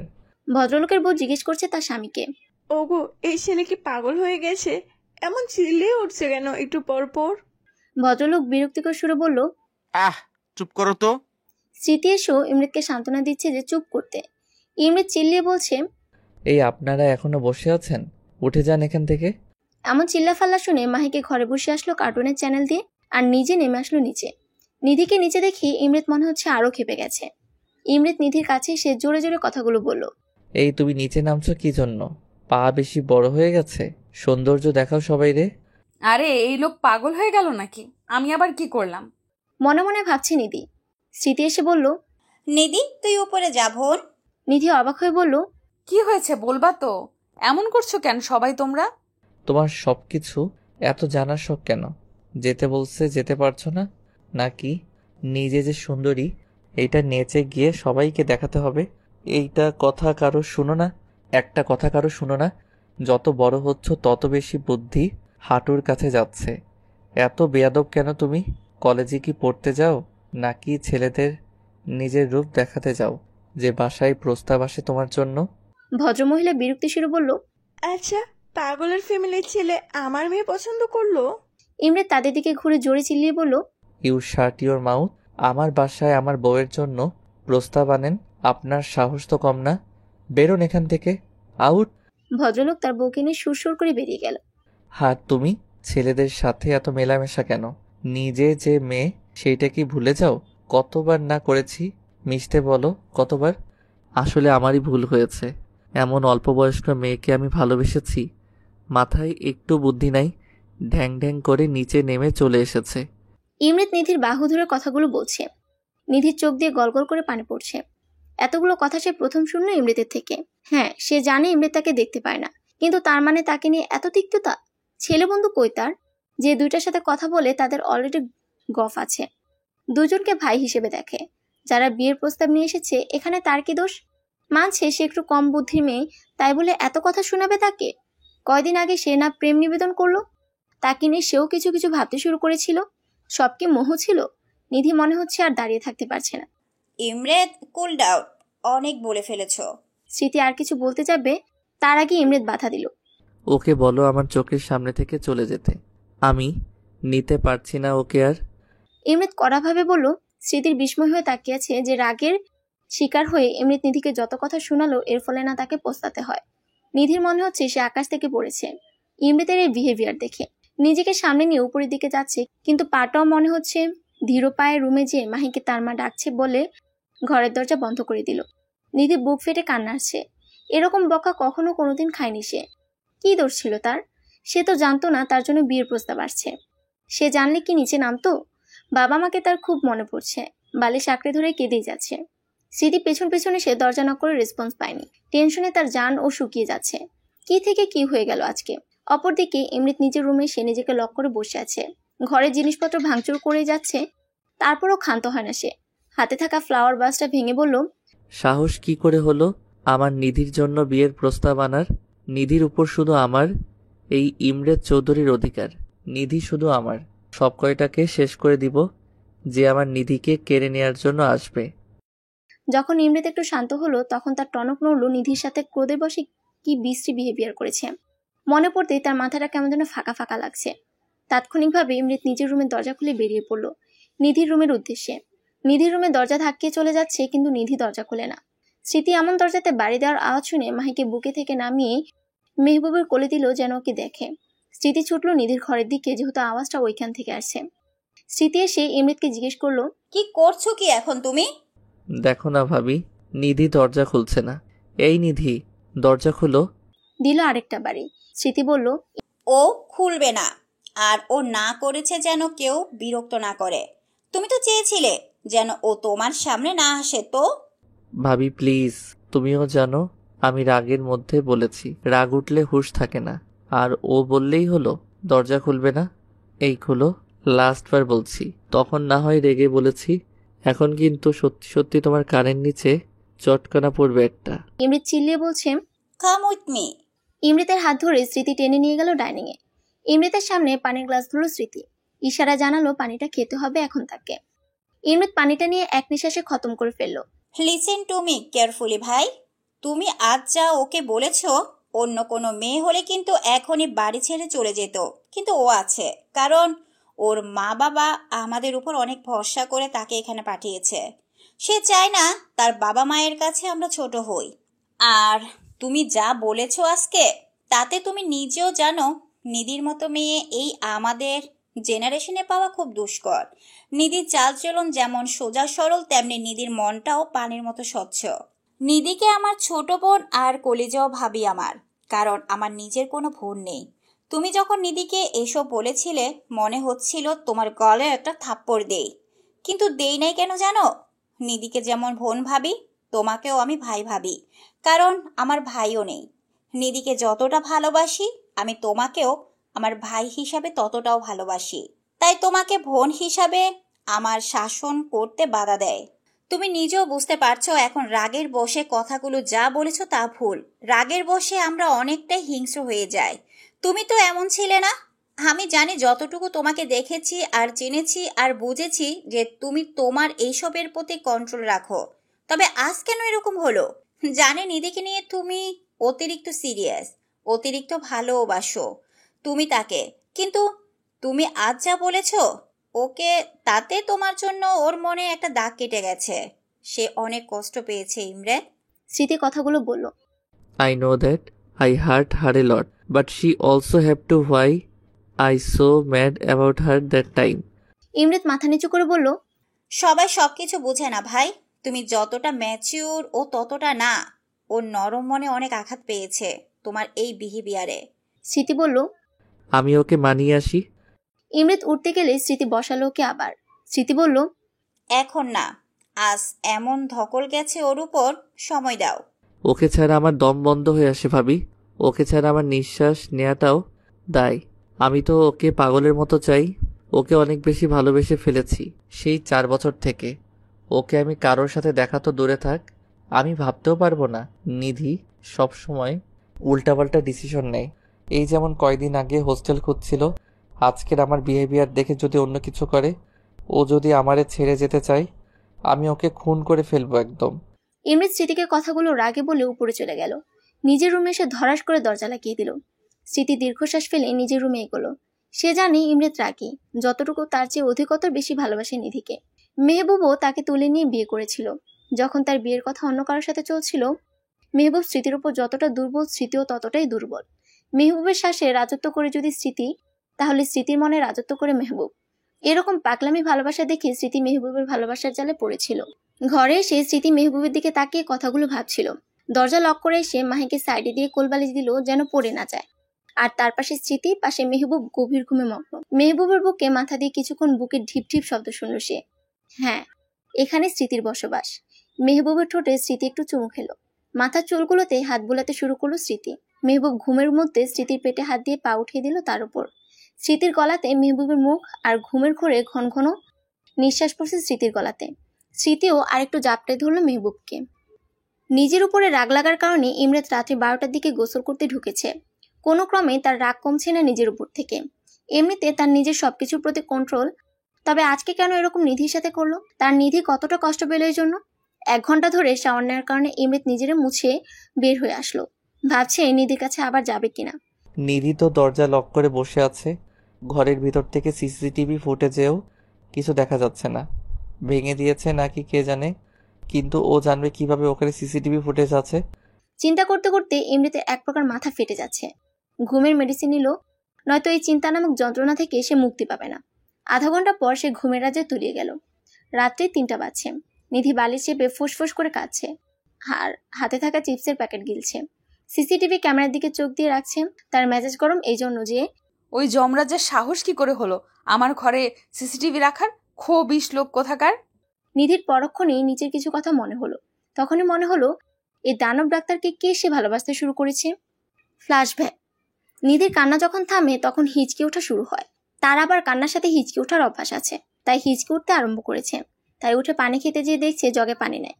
তখন চোখ মুখ মুছে জগ নিয়ে পানি আনতে যায় সে নিচে। সিঁড়ির কাছে এসে শুনতে পেল সে স্মৃতি আর ইমৃতের কথোপকথন। আরেকটু কানুচে এসে শুনতে গেল কে নিয়ে কথা হচ্ছে। স্মৃতি আর ইমৃতের সম্পূর্ণ কথা শুনে চোখ দিয়ে আবারও তার নোনা জল বইছে। এদিকে তার হিচকিও থেমে গেছে। সে তার রুমের দিকে পা বাড়ালো। বর্তমান। আমাকে বকছেন না মিস্টার দানব রূপের ডাক্তার? আপনাকে যদি নাকে দড়ি দিয়ে না ঘুরিয়েছে আমার নামও নিধি না।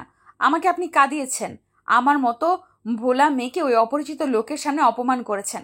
আপনার হাল যে আমি কি করি শুধু বুঝবেন এখন থেকে। নিধি আপন মনে কথাগুলো বলছে আর চিপস চিবুচ্ছে। চিপসটা ছিল তার হ্যান্ডব্যাগে। স্মৃতি প্রায় এটা সেটা খাওয়ার জন্য তাকে টাকা দেয়। এটা মেহবুব দিয়েছিল বাইরে থেকে এনে, রাখাই ছিল ব্যাগে। চিপস খাওয়া শেষ করে পানি খেয়ে একটা লম্বা ঘুমের দিকে নিজেকে নিয়ে গেল। সকালবেলা নিধি সকালবেলা রেডি হয়ে পাউরুটি দিয়ে নাস্তা করে ভার্সিটির উদ্দেশ্যে বেরিয়ে গেছে। স্মৃতিকে তার দেয়া ফোন নিধি ব্যাক করে দিয়ে বলেছে, আপাতত এটার দরকার নেই ভাবি আপু, তোমার কাছে রাখো। স্মৃতি প্রত্যুত্তরেও কিছু বলতে পারেনি। সে বুঝতে পেরেছে নিধি ঠিক কতটা কষ্ট পেয়েছে। এদিকে ইমৃত ঘুম থেকে উঠে বেলা 1টায়। মেডিসিনের চাপে সে এতক্ষণ উঠে নেয়। বেহুশ হয়ে ঘুমিয়েছিল। ঘুম থেকে উঠে ঘড়ির দিকে নজর গেলে তার চোখ কপালে উঠে যায়। ধরফুরে উঠে সে ফোন হাতে নিয়ে দেখে সেম টাইম। অসংখ্য মিসড কল, তবে বেশিরভাগ অফিস আর হসপিটালের, আর কিছু স্প্যাম কল। তাড়াতাড়ি করে ওয়াশরুমে ফ্রেশ হয়ে এসে নিধির রুমের দিকে গেল। গিয়ে দেখে দরজা খোলা, কিন্তু নিধি নাই। ইমৃত টি শার্টটা ঠিক করতে করতে নিচে গেল স্মৃতির কাছে জানতে। মাহিকে গোসল করে খেলনা দিয়ে ঘরে বসিয়ে রেখে স্মৃতি নিচে আসছে মেহবুবের টিফিন ক্যারিয়ার অফিসে পৌঁছে দেওয়ার জন্য। সে কিচেনে বসে সেগুলো টুকটাক রেডি করছে। ইমৃত হন্তদন্ত হয়ে ছুটে আসছে স্মৃতির কাছে। কপালে তার বিন্দু বিন্দু ঘাম। ইমৃত হাঁসফাঁস গলাতে বলল, ভাবি নিধি কোথায়, খুঁজে পাচ্ছি না যে। স্মৃতি অস্থির গলাতে বলল, আরে তুমি এখানে শ্বাস নিচ্ছ কেন? বিপি লো হয়ে গেছে নাকি আবার? দেখে বসো। ইমৃতের পাল্টা প্রশ্ন। আমি ঠিক আছি, আগে তুমি বলো নিধি কই? ফোনটাও অফ দেখি। ও কি ফোন রেখে গেছে? স্মৃতি শান্তভাবে বলল, ভাই বসো আগে। নিধি ভার্সিটি গেছে, আর কালকে বকা খেয়েছে তো এই জন্য ফোনও নেয়নি। আসলে তুমি কথা বলো কেমন? না ভাবি, আমি ওর ভার্সিটি যাব। ইমৃত এ বলে পা পাড়াতে গেলে স্মৃতি থামায়। স্মৃতি বলল, হ্যাভ সাম পেশেন্ট ভাই। ইমৃত ক্ষীণস্বরে বলল, হুম। স্মৃতি মেহবুবের টিফিন পাঠিয়ে ফোন থেকে মেসেজ করলো মেহবুবকে, যা দিয়েছি তা যেন ব্যাক না আসে। ব্যাক আসলে ঠোঁটের ছাল তুলে নিব আমি। স্মৃতি ইমৃতকেও খাইয়ে দিল। স্মৃতি বুঝতেছে ইমৃত কালকের বিহেভিয়ারের জন্য ভয় আছে নিধি না কিছু করে বসে। কেমন ক্লান্ত লাগছে তাকে। আল্লাহর কাছে সব ঠিক করে দেওয়ার জন্য বলেছে বারবার স্মৃতি। অফিসে মেহবুব কাজ সেরে ফোন চেক করলো। দেখে তার বউ মেসেজ দিয়ে পাঠিয়েছে। মেসেজ দেখে বাঁকা হাসি দিল সে। মেসেজ পড়তে পড়তে ড্রাইভার এসে দরজা নক করে খাবার দিয়ে গেল। মেহবুব বাঁকা হেসে বলল, এখন তো এসব খাবো, রাতে তোমাকে না পেলে তোমারও ঠোঁটের ছাল তুলে নিব। আমি মেহবুব চৌধুরী। নিধি সন্ধ্যায় বাড়িতে আসে, কিন্তু কারোর সাথে দেখা করেনি। যেখানে ইমৃত তাকে সেখানে থাকা যায় না। খাবারও নিজের ঘরে খায়। দরজা সবসময় বন্ধ করে রাখে। নিধি প্রতিদিন খুব সকালে যায় আর সন্ধ্যায় আসে। এইভাবে কেটে যায় বেশ কিছুদিন। 7 দিন পর এইভাবে নিধির বিহেভিয়ার 7টা দিন ধরে চালাচ্ছে। ইমৃতের বাড়িতে থেকেও ইমৃতের সাথে দূরত্ব বজায় রেখে চলছে। ইমৃতের এদিকে দম বন্ধ হয়ে আসছে। নিধির উপর এত বেশি রাগ জন্মেছে এ কয়দিনে বলার কথা না। হসপিটালের কোনো সার্জারিতে হাত দিতে পারেনি সে, না অফিসের কোনো কাজে। ইমৃত আজ নিধি নামক একটা বিহিত করেই ছাড়বে। যা বলেছিলাম সেটার খোঁজে। ইমৃতের শান্ত জবাব ফোনের ওপাশের ব্যক্তিকে কল করে। কামিং। ইমৃত ফোন কেটে বেরিয়ে গেল গাড়ি নিয়ে। নিধি ভর দুপুরবেলা ক্লান্ত শরীরে দাঁড়িয়ে আছে রিক্সার জন্য। মাত্র একটা বাচ্চা টিউশনি শেষ করলো সে। এখনো অনেক বাচ্চা বাকি আছে। হ্যাঁ, সে টিউশনি আরম্ভ করেছে। সিদ্ধান্ত নিয়েছে ইমৃতের বাসা ছেড়ে দেওয়ার। 1 পা 2 পা করে আগাচ্ছে, কিন্তু মাথাটা ঝিমঝিম করছে নিধির। তার সামনে একটা গাড়ি থামলো। গাড়ি থেমে সেখান থেকে একটা পুরুষ নেমে সে নিধির গালের উপর সর্বশক্তি দিয়ে একটা থাপ্পড় মারলো। এমনি ক্লান্ত শরীর, আর এমন থাপ্পড় খেয়ে নিধি আর টাল সামলাতে পারলো না। নিচে বসে গেল। ঝাপসা চোখে দেখে শুধু একটা কথা বলল, যমরাজ, আপনি আমাকে আবার মারলেন? নিধি কথাটা বলেই জ্ঞান হারিয়ে ফেলল। মেঝেতে তার মাথাটা পড়ার আগে ইমৃত নিধির মাথাটা তার বুকের সাথে চেপে ধরল। আশেপাশের মানুষ তাকাচ্ছে তাদের দিকে। ইমৃত সবার দিকে কেমন রক্তচক্ষু নিয়ে তাকালো। Show and now go all of you. আমার বউ বেশি তেরামি করছিল তাই মেরেছি। দেখা শেষ, জাস্ট লিভ। ইমরিতের চিল্লানি শুনে যে 5-6 জন মানুষ ছিল কেটে পড়ল। তোমার অবস্থা যে কি করি আমি এখন থেকে টের পাবা। 7টা দিনের তীব্র জ্বালা তোমার উপরে আমি ঝাল তুলব। ইমরিত নিধির মুখের দিকে তাকিয়ে বলে উঠল। নিধিকে কোলে নিয়ে ইমরিত গাড়িতে বসে ড্রাইভ করতে লাগলো। বিকালবেলা নিধি জ্ঞানহীন হয়ে বেডে পড়ে আছে। স্মৃতির পাশে মেহবুব দাঁড়িয়ে আছে। ইমরিত হাত মুঠো করে সোফার বসে আছে। মুখ দেখে মনে হচ্ছে এখনো যমরাজের রাগ কাটেনি। একে কোথায় পেলি তুই? এরকম ভাবে পড়ে আছে কেন? জ্ঞান হারালো কিভাবে? এরকম নানান প্রশ্ন মেহবুব 2 ঘন্টা যাবৎ করেই যাচ্ছে ইমরিতকে, কিন্তু ইমরিত কাউকে কোনো জবাব দিচ্ছে না। মেহবুব এবার বিরক্তি সুরে বলল, ভাই বলবি তো নাকি? স্মৃতির দিকে তাকিয়ে ইমরিত দীর্ঘশ্বাস ফেলে বলল, ও 7 দিন যাবৎ ঠিক না খায় না। তুমি যে খাবারগুলো প্রতিদিন দিয়ে আসো সেইগুলো প্রতিদিন সকালে দারোয়ানকে দিয়ে আসে। টিউশনি করাচ্ছে এই 7 দিন ধরে, রোদে হেঁটে আসে। স্মৃতি আর মেহবুব প্রচন্ড অবাক হলো। নিধির মুখ দেখে মনে হচ্ছে এই কয়দিনই ইচ্ছা করে না খেয়ে নিজেকে কষ্ট দিয়েছে। রাগ আমার উপর যেহেতু সেহেতু ঝালটা আমার উপর দিয়ে মেটাতো সে। কেন সে নিজেকে কষ্ট দিল? ও কি জানে না ওর কষ্টে আমার দ্বিগুণ কষ্ট হয়? স্মৃতি আর মেহবুব কি বলবে ভেবে পাচ্ছে না। আসলে তাদেরও ভুল, নিধির দিকে কড়া নজর দেওয়া উচিত ছিল। বাচ্চা মেয়ে আমানত সে, কিন্তু দিনের পর দিন সে নিজেকে এইভাবে কষ্ট দিবে এটা ধারণার বাইরে ছিল তাদের। নিধির দিকে তাকিয়ে, ভাইয়া তুমি ওর বাবা মাকে ফোন দাও, বিয়ের ডেট ফাইনাল করো। I don't want any kind of excuses. ও যা করেছে সেই নিয়ে আমি আর রিস্ক নিতে চাই না। ইমরিত শান্তভাবে বলল। মেহবুবও সায় দিল, কারণ নিধির কর্মকাণ্ডে সেও ভয় পেয়ে গেছে কখন কি করে বসে। স্মৃতি শুধু একধানে নিধির শুকনো মুখের দিকে চেয়ে রইল। দীর্ঘশ্বাস ফেলে সে নিচে গেল। স্মৃতি চলে যেতে মেহবুবও পা বাড়ালো নিধির বাবা মাকে কল করার জন্য। ইমরিত নিধির দিকে ক্রুদ্ধ চোখে তাকিয়ে আছে। ইমরিত চোয়াল শক্ত করে বলল, আমাকে কষ্ট দিতা আমি মেনে নিলাম, কিন্তু তুমি তোমার মধ্যে আমার বসবাসটাকে কষ্ট দিয়েছ। সেটা কি করে মেনে নেই বলো? তোমাকে শাস্তি অবশ্যই পেতে হবে। সন্ধ্যাবেলা নিধি টিপ টিপ করে চোখ খুলছে। আশেপাশে তাকিয়ে বেশ খানিকটা সময় লাগলো সে কোথায় আছে। দুর্বল লাগছে তার নিজের কাছে নিজেকে। নিধির বসে উঠতে পরক্ষণেই মনে হলো তার সামনে ইমরেতে সে কত জোরে থাপ্পড় মেরেছিল। মনে পড়তে চোখে জল ভরে আসলো তার। নিধি চোখ মুছে ওয়াশরুমে গেল গোসল করতে। এরকম ভাবে সে 7টা দিন করেছে। গোসল সেরে নিচে যাবে তার আগেই স্মৃতি এসে পড়েছে তার রুমে। স্মৃতি নিধির দিকে তাকিয়ে আবার চোখ নামিয়ে নিল। খাবারটা শেষ করো। স্মৃতি শান্তভাবে জবাব দিল। নিধির বুকটা কেমনে মোচড় দিয়ে উঠলো স্মৃতির মুখে তুমি ডাক শুনে। কি হয়েছে ভাবিপু? তুমি আমাকে তুমি করে ডাকছো কেন? নিধি স্মৃতির দিকে এগিয়ে স্মৃতির হাত ধরে বলল, কিচ্ছু হয়নি। অপরিচিতদের আর আমার বয়সের ছোটদের তুমি বলি। স্মৃতি উত্তর দিল, কিছু তো হয়েছে, বলো। আমি কোনো ভুল করেছি? করে থাকলে বকো, মারো, এইভাবে কথা বলিও না প্লিজ ভাবিপু। নিধি কান্নামাখা কণ্ঠে বলল। নিধির হাত নিজের হাত থেকে সরিয়ে বলল স্মৃতি, তুমি খাবারটা শেষ করো, আমি দাঁড়িয়ে আছি, আমার আরো কাজ আছে। নিধি এবার হাওমা করে কাঁদতে আরম্ভ করলো স্মৃতিকে ধরে। স্মৃতির এরকম বিহেভিয়ারের সাথে সে পরিচিত নয়। স্মৃতিও সামলাতে না পেরে উঠে নিধিকে ধরে সেও কেঁদে দিল। স্মৃতি নিধির মাথায় হাত বুলিয়ে দিয়ে বলল, একবার বলতে পারতি রাগ কার উপর করেছিস, ঝড় নিজের উপর দিয়ে তুললি। একবার জানাতে পারতি আর না খেয়ে তোর শরীর কত দুর্বল করেছিস, বুঝতে পারছিস? স্মৃতি কিছুক্ষণ থেমে বলল, ইমরেতের উপর রাগ করেছিস। ইমরেত তোর জন্য পাগল হয়ে তোকে হন্যে হয়ে আজ খুঁজেছে, রাগে বকেছে সেটা বুঝেছিস, কিন্তু তুই বুঝলি না তার রাগের চেয়েও গভীরতা বেশি তোর উপর ভালোবাসা তার। ইমরেত তোকে কতটা পাগলের মতো ভালোবাসে, তিলে তিলে কতটা না পাওয়া যন্ত্রণা ভুগে আসছে 4টা বছর ধরে, আমি দেখে আসছি। নিধি নাক টেনে জবাব দিল, আমি যে তাকে খুব ভালোবাসি ভাবিপু। স্মৃতি অবাক হয়ে প্রশ্ন করল, মানে কবে থেকে? আর ভালোবাসলে এরকম করলি কেন? তারপর নিধি বলতে শুরু করলো সেদিন রাতে স্মৃতি আর ইমরিতের কথা শুনেছে। ইমরিতকে নিয়ে তার আংশিক ফিল নিয়ে বলা। সব শুনে স্মৃতি তো হতভম্ব। এরা দুজনেই এমন আজাইরা কাজ করবে, মাথা খারাপ হবে তার। নিধি নাক টেনে বলল, আমি শুধু ওনাকে বোঝাতে চেয়েছি আমাকে কষ্ট দিলে উনিও আঘাত পান। ভালোবাসাটা আমার কতটুকু তার প্রতি সেইটুকু শুধু বোঝাতে চেয়েছি এই কয়দিনে। আমি তার সামনে যাইনি ঠিকই, কিন্তু তাকে এই কয়দিনে চোখের আড়াল হলে আমার জন্য তার ছটফটানি দেখেছি। আর আমি সাকসেস হয়েছি, কিন্তু বেয়াদবটা আজ আমাকে আবার মেরেছে। স্মৃতি হেসে বলল, তো কি করবে? তুই এত পাজি, এমন কাজ করে কেউ? নাক ফুলিয়ে বলল নিধি। তো উনি আমার রুমে সিসিটিভি রাখবে কেন? আমি তো দেখতে পেয়েছি যেখানে উনি ক্যামেরা রেখেছিল সেইখানে আমার ফার্স্ট এড বক্স ছিল। আমার আঙুল কেটে যাওয়াতে ওইখান থেকে ওয়ান টাইম ব্যান্ড আনতে যেয়ে দেখি ওখানে সিসিটিভি ক্যামেরা। আমি দেখে ভেঙে ফেলেছি তখন। স্মৃতি কি বলবে এদের কাহিনী দেখে বুঝে উঠতে না পেরে নিধিকে খাইয়ে দিয়ে নিচে চলে গেল আর তাকে বলে গেল এমন উদ্ভট কাজ আর না করতে। রাতের বেলা 1টা বাজছে, নিধির ঘুমায় না। ইমরেত একবারের জন্য তার ঘরে আসেনি।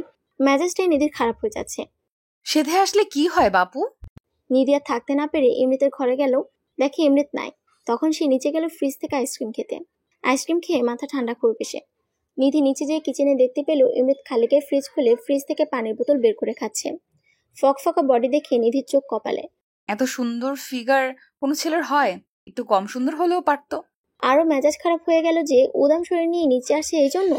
এই মুহূর্তে কে যদি তার খালি গায়ে দেখে তার সুন্দর জমরাত জামাইকে দেখে ফেলে তাহলে নজর দিয়ে দিবে। নিধি যে ইমরিতের মুখ থেকে বোতল নিয়ে নিল। ইমরিত কিছু বলল না।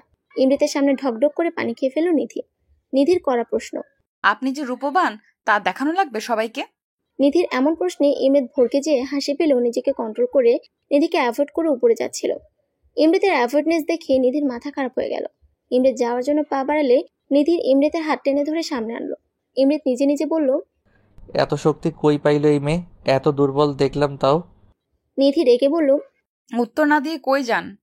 I am not interested. নিধির কর্মকাণ্ড দেখে ইমরিতের হাসি পাচ্ছে, কিন্তু সে দেখতে চায় নিধি কি করে। নিধি রেগে বলল, কি বললি? নিধির মুখে তুই ডাক শুনে ইমরিতের চোখ কপালে। সে অন্তত এটা আশা করে নাই। নিধি রেগে ইমরিতকে কাছে টেনে ইমরিতের চুল মুঠো করে মুখের কাছে যেয়ে তার ঠোঁটে ঠোঁট ডুবিয়ে দিল। আকস্মিকভাবে ইমরিতের চোখ আলোর মতন হয়ে গেছে। সে ভাবতে পারে নাই নিধি এমন কিছু করবে।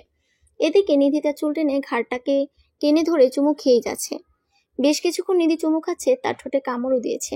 ইমরিতেরও আর কন্ট্রোল করা পসিবল হচ্ছে না। নিধি সরতে যাবে তার আগে ইমরিত তাকে দেয়ালে চেপে ধরে কেমন তৃষ্ণাতুর হয়ে চুমু খেতে আরম্ভ করলো। উদাম বুকে নিধির নখের দাগও বসলো কয়েকটা। নিধির কোমর জুড়ে ইমরিতের হাত খেলা করছে। নিধি শ্বাস নিতে পারছে না, কিন্তু ইমরিত ছাড়ছেও না। এদিকে একে অপরের বুকের সাথে লেগে আছে তারা। ভালোবাসি আপনাকে খুব, কখনো ছেড়ে যাবেন না প্লিজ। এই বলে নিধি ইমরিতকে জড়িয়ে ধরে কান্না করে দিল। ইমরিতের বুকে নিধি হেলান দিয়ে আছে। দুজন এখনো কিচেনে। নিধি ছাড়ছে না আজ ইমরিতকে। ইমরিত ওঠার নাম নিলেই নিধি ভ্যাবে করে উঠছে একটু পর। কোন পিচ্চিমের পাল্লায় পড়ল সে।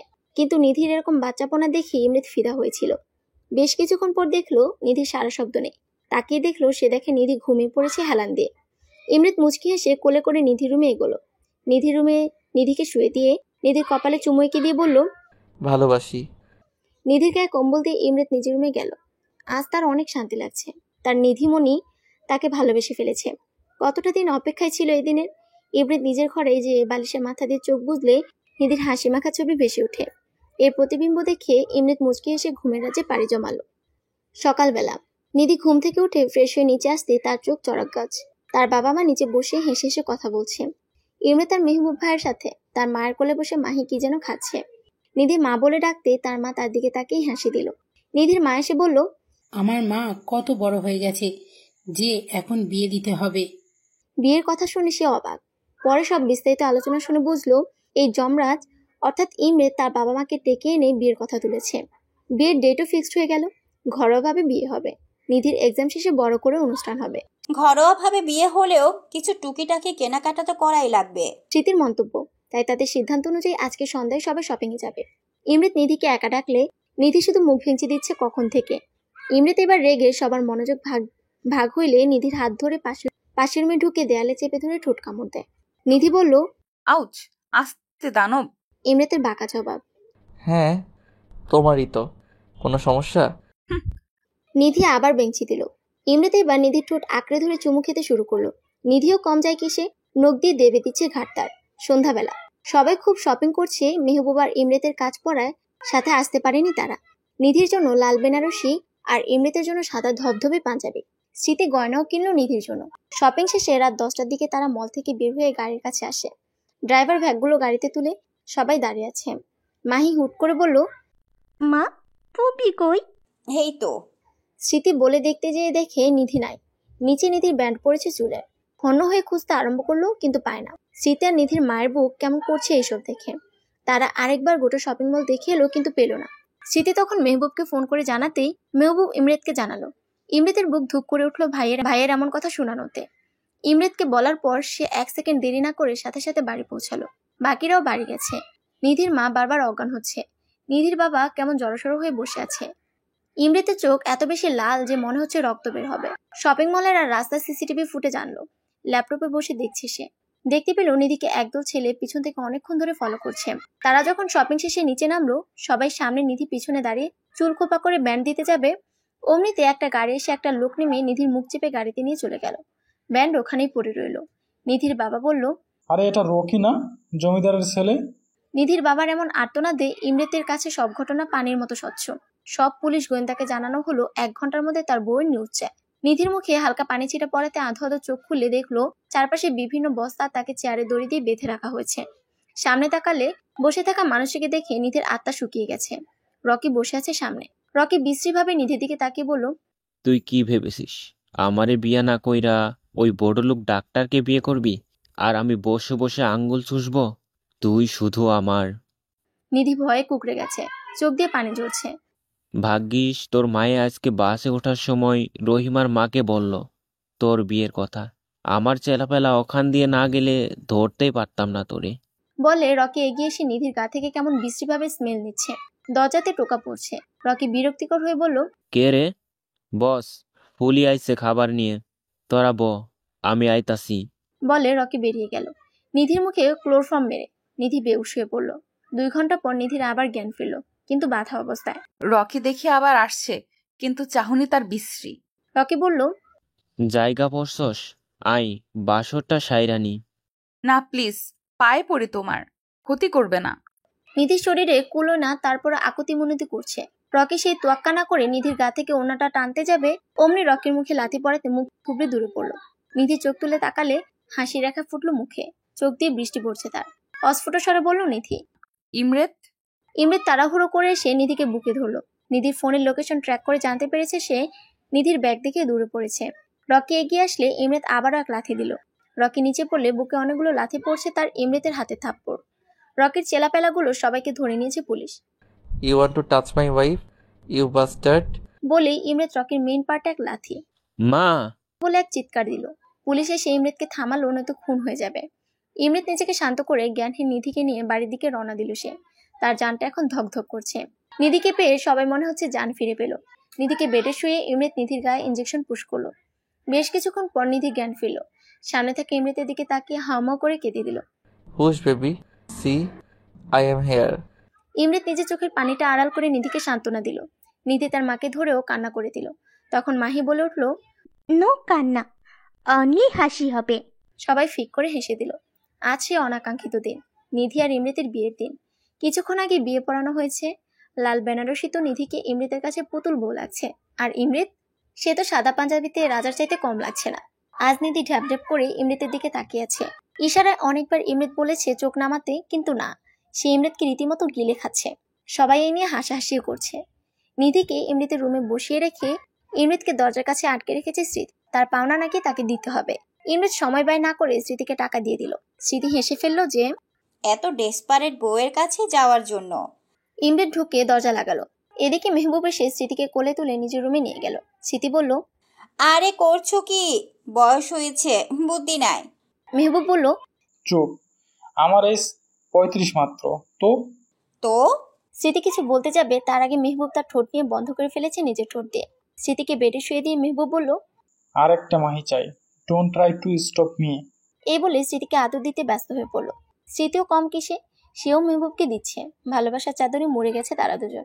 ইমৃত দরজা লক করে কাছে আসতে নিধি বলে উঠল, এতক্ষণ লাগে আসতে? ইমৃত ভাবাচাকা খেয়ে গেল নিধির কথা শুনে। আমার গরম লাগে। নিধি বললে ইমৃত তাড়াহুড়ো করে ঘুমটা তুলে নিধির। চাঁদের আলোতে অপসরী লাগছে নিধিকে তার। নিধিকে ওদিকে বকবক করছে। ইমৃত হুট করে নিধি টোটে চুমু খেলো। নিধি এমন আক্রমণে লজ্জায় নেতিয়ে পড়ল। আজকে কোনো কথা হবে না, আজকে আমাদের অনুভূতির সংমিশ্রণ হবে, আজকে আমাদের নিঃশ্বাস কথা বলবে। ইমৃত কথাগুলো বলেই নিধির ঠোঁট আঁকড়ে ধরল। বাড়তে লাগলো দুজনের উত্তেজনা। মেতে থাকলো নিজেদের মাঝে। ডুব দিল তাদের অনুভূতির সংমিশ্রণে। সমাপ্ত।